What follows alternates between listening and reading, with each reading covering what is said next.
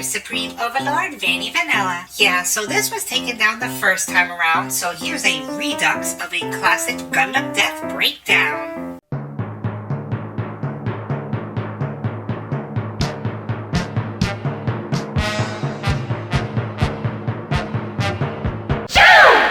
If you've seen this one before, don't go skipping it. I've added more stuff to it, and by stuff I mean me.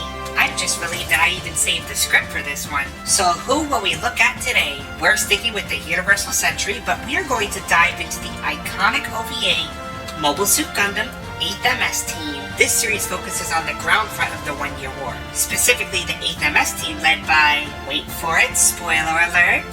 NANI? 不幸だと? さあ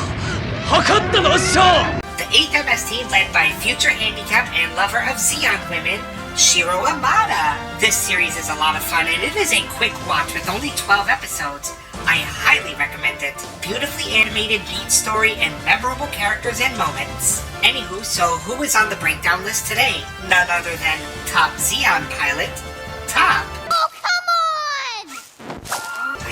I know, you're upset because this is another one-and-done cannon fodder pilot with zero impact into the story. Well, tough so let's break it down. 3, 2, 1. So, Topp, no last name given, was a mobile suit pilot for the Principality of Zeon during the One-Year War. Even though she was only in one episode in 8th MS Team, she has some iconic moments in Gundam history. For starters, she's one of the few pilots who said, Zaku 1? Yeah, I'll main that, as opposed to the superior Zaku 2. After all, the Zaku 1 was considered obsolete because it was 5 years old at the start of the One-Year War. What is wrong with my hand? Even Topp's teammates, Del and Arth, had Zaku 2s, but because she has the antenna, she's the leader. Anywho, before we go any further, a quick note about Del and Arth. Not much is known about their backgrounds. We can say based on Gundam logic that Del is a veteran and Arth is an admitted rookie. Now, where the hell have I seen this play out before? Hey, wait! Look at Commander Shar. He built his career on fighting.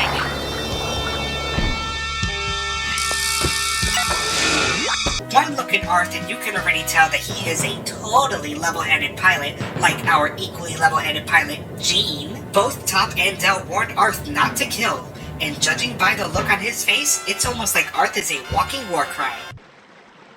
No bloodshed. Are we clear on that? Yeah, we're clear.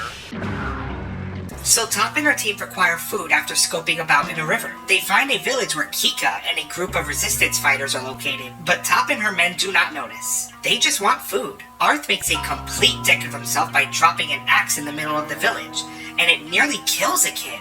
Uh-oh. Whoops.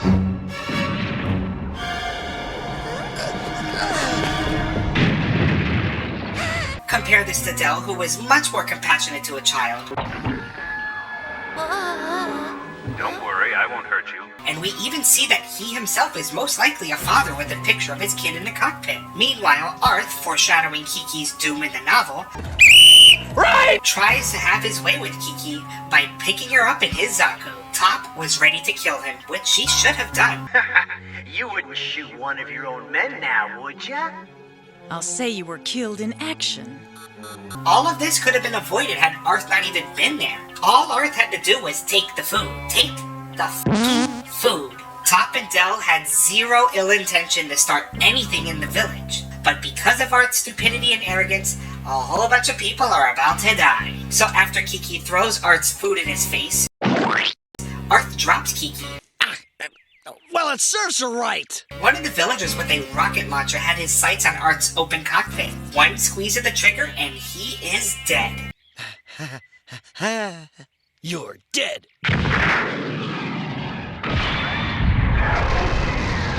Arth, a totally useless asshole who couldn't keep his raging boner for a teenager in his pants, died in November 0079. Arth's death sparks the guerrillas within the village to attack. The 8th MS team stationed outside of the village observed the battle in what they believe was a Zeon attack. Multiple rockets were fired at the Zakus and Topp realizes that they're in trouble. This is the gorilla hideout! Oh Yeah, this was a quiet little village to stop through for food. Mobile suits are fine weapons of war, but anti-mobile suit weapons fired at key weak points can do a lot of damage. Topp orders Del to retreat, and Del's suit, clearly damaged from previous combat, he tries to make a jump but ends up frying a gorilla and Kiki's father with the Zaku's backpack thruster. You're not getting away! Great, there's another one!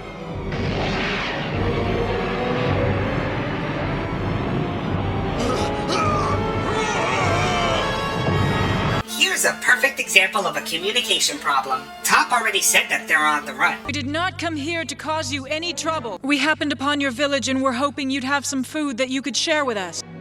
We're lost in a war zone. Most likely their unit was wiped out, and they're trying to just make it to another Zeon base. Little did they know, Zeon is already pulling out of Earth, but that's another story. Topp could have used the Zaku 1's intercom and communicated to the gorillas. Then again, the gorillas' shoot-first mentality may not have been open to any sort of dialogue. Anyway, so Shiro, our handsome and plot-armored protagonist, arrives to find Kiki. Turns out the hay roof broke her fall. See? She pulled a hero and survived the fall at the height of a mobile suit.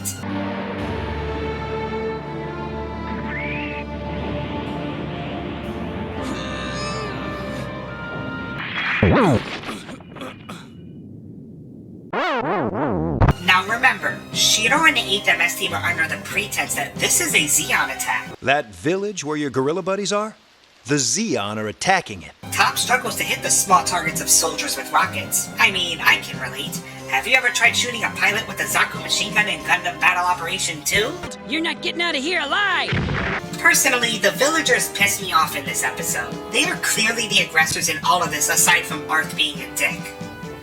But he's dead anyways. Personally, I think Topp would have been alright with Arth dying. I'm sure she would have just walked away with Del. But no, the villagers? They want blood. However, good-hearted Shiro wants to save the Zaku pilots. Funny thing is, I wanted to save those poor fools in the Zakus, too. Or does he? The Zakus looked like they were cautiously walking away from the village, but Shiro ambushes Top Zaku 1 by firing a rocket right into the Zaku's dick.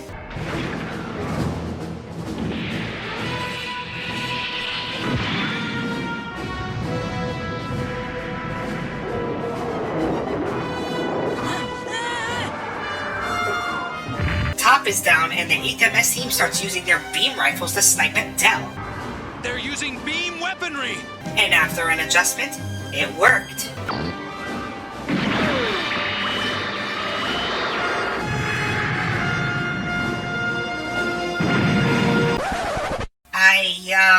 I'm not sure how exactly Del died here. The Zaku's arms were blown off, but the cockpit seemed intact. But I guess he's dead? There's no point in fighting any further! Surrender! We'll let you live! Sure, Shiro, surrender. Never mind that all they wanted was some food. We did not come here to cause you any trouble. We happened upon your village and were hoping you'd have some food that you could share with us. Never mind that the idiot that caused all this is already dead. My dick fell off! Your team just killed Topp's wingman and you expect a peaceful surrender? They got Del too? I won't surrender to you! Topp is enraged but weak, so she sluggishly is ready to kill Shiro, who she thinks is a gorilla. Shiro is about to pull off what some would call a pro gamer move.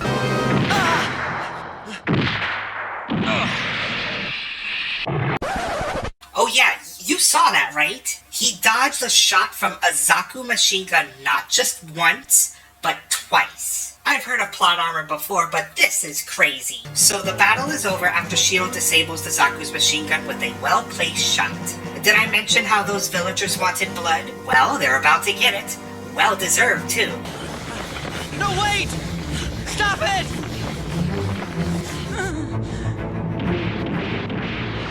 Anti-personnel!